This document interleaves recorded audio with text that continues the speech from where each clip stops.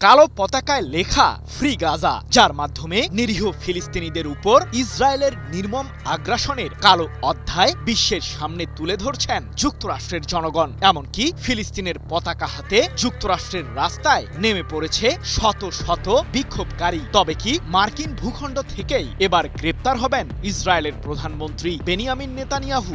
আর এর মাধ্যমেই কি শেষ হবে মধ্যপ্রাচ্যে ইহুদিবাদীদের আগ্রাসন? প্রশ্ন হলো, কোন আইনের ভিত্তিতে ইহুদিবাদী শাসকে আটকের মুখোমুখি হতে হবে?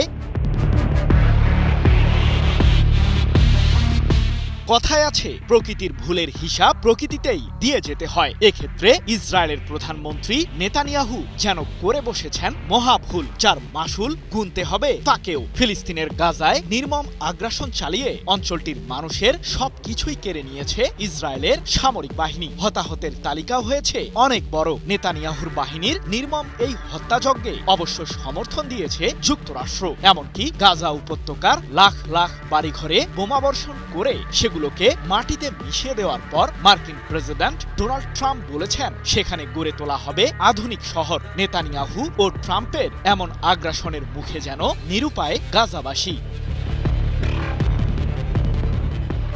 নিরীহ ফিলিস্তিনিদের বিরুদ্ধে নেতানিয়াহুর হত্যাযজ্ঞের শাস্তিস্বরূপ তার বিরুদ্ধে এরই মাঝে গ্রেপ্তারি পরোয়ানা জারি করেছে আন্তর্জাতিক অপরাধ আদালত আইসিসি। মূলত গাজা উপত্যকায় যুদ্ধাপরাধের অভিযোগেই ২০২৪ সালে ইসরায়েলের প্রধানমন্ত্রীর বিরুদ্ধে এমন পরোয়ানা জারি করে আন্তর্জাতিক এই সংস্থা।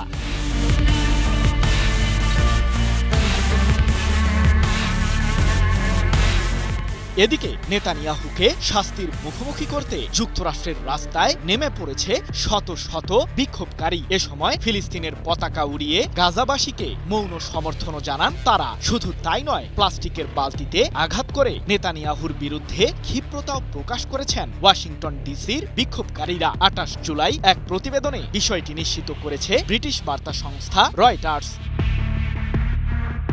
কিন্তু হঠাৎ করেই কেন নেতানিয়াহুর বিরুদ্ধে এমন বিক্ষোভ প্রদর্শন করছেন মার্কিন নাগরিকরা?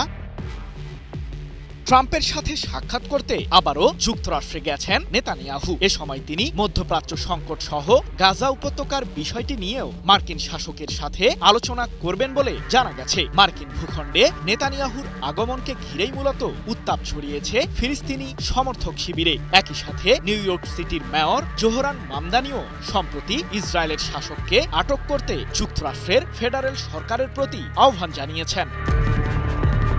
তবে কি যুক্তরাষ্ট্র থেকেই গ্রেপ্তার হবেন নেতানিয়াহু? নিজের ঘনিষ্ঠ বন্ধুকে ঘিরে যেন সর্বদা তৎপর অবস্থানে মার্কিন প্রেসিডেন্ট ট্রাম্প। তাই তো সম্প্রতি তিনি বলেছেন, প্রতি বছরের সেপ্টেম্বরে জাতিসংঘের সাধারণ পরিষদের সম্মেলনে অংশ নিতে উপস্থিত থাকেন নেতানিয়াহু। যুক্তরাষ্ট্র সফরকালে কোনো ধরনের গ্রেপ্তারের মুখোমুখি হবেন না ইসরায়েলের প্রধানমন্ত্রী।